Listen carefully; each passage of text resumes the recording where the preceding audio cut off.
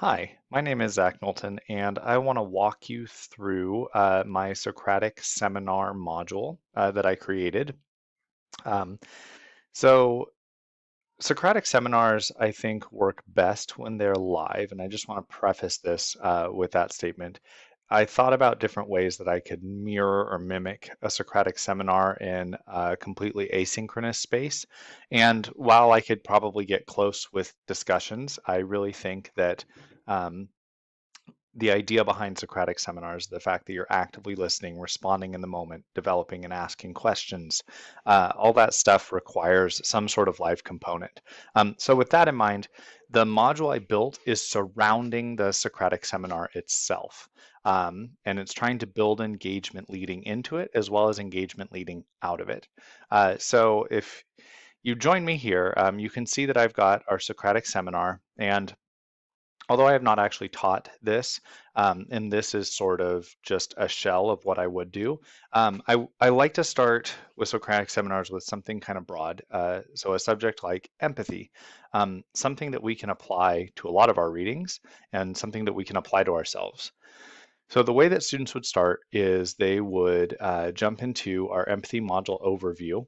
And I tried to have this be in two different stages. So you can see that the assignments following the overview are indented here.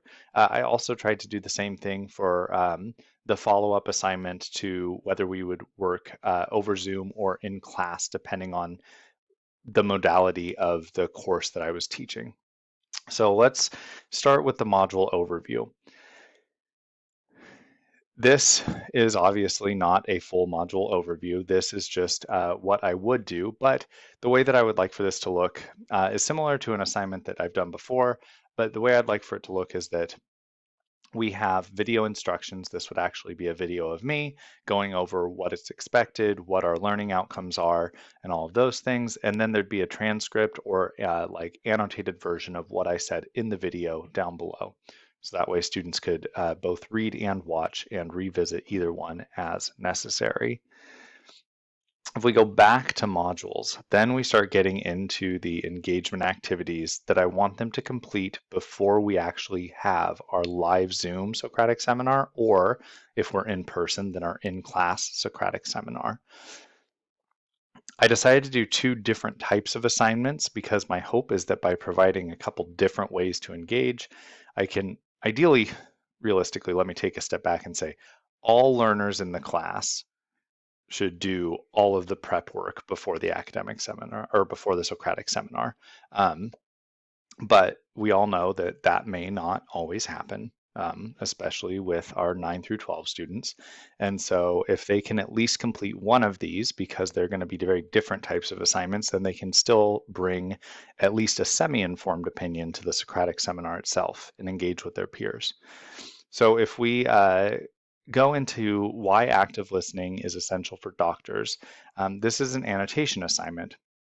And the way I want students to annotate this is to make a force copy of this Google Doc. So I'm going to say click, click, click, but I already have it pulled up over here. And they'll submit this as a PDF when they're done, but they'll read through this article that I found that deals with active listening, and it hints at empathy by the end of it. And on this document, they're going to go through, and on the left-hand side, I'm asking them to write down vocabulary words and questions that they have on this column. I already got them started with a bullet point, just so it's easy for them to jump right in and start adding vocab words, definitions, and questions right along the side. I'm also asking that for each section, they highlight 2 to 3 main quotes or points. This won't have been the first time we've done this year, so they should have an understanding of what I'm asking. But when I say a section, what I'm referring to is this, what's within one box before they go on to the next box. So they'll highlight 2 to 3 main quotes or main points per section. They'll write down vocab words and questions that they have in this column, and this should help their brains kind of wrap themselves around the article itself and give them more specifics to rely on when it comes time to jump into the Socratic seminar, because they can always have this assignment open when they're doing the Socratic seminar. So they're going to complete this. After they complete that, they finish that, That's going to be submitted, and it needs to be submitted the Thursday before the Socratic seminar actually takes place. Then they're going to move on to the next assignment. Now, the next assignment is a mark as done assignment because I've chose to embed an Edpuzzle preview, but they're going to watch a TED Talk. And I've Edpuzzled the TED Talk, so it will include some interactivity. I'm not going to go through it right now. And to be honest with you, I didn't actually go in and make the questions or make the check-ins or the free responses that would go with the Edpuzzle or with this TED Talk video, but I have used Edpuzzle in the past, so that's what this is a placeholder for. They would be watching this talk, they'd be interacting with the video. When they're all the way finished with that video and the questions that go along with it, they're going to mark as done. One thing that is kind of a bummer about using this preview version instead of assigning it through Edpuzzle is that the responses aren't saved, but my primary goal in this instance is for them to just engage with the video. So I'm not necessarily looking for reading their responses here. I'm looking for the quality of their responses in the Socratic seminar. So that's why I chose to do this way. That way they can just stay within Canvas and watch the video and complete it that way. So they would mark this as done. And let me hop back over to modules. That would bring us to our actual live Socratic seminar. That's going to happen in person, preferably in person rather, but maybe live over Zoom if I'm in an all online modality. And that would require a little bit of messing around with the form of the Socratic seminar, but not too much. It would be easy to assign group roles of actively listening versus those who are contributing at any given moment.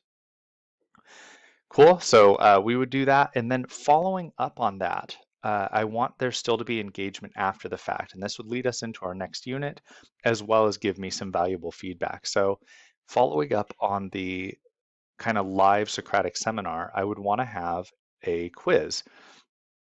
And I'm not doing this as a quiz that's like summative assessment. This is more of a formative assessment, but they would click on the quiz, and again, as this is just like a model of what I would do, I didn't fully complete a quiz for you, but I'll explain my reasoning for like what I would do and how I would do it.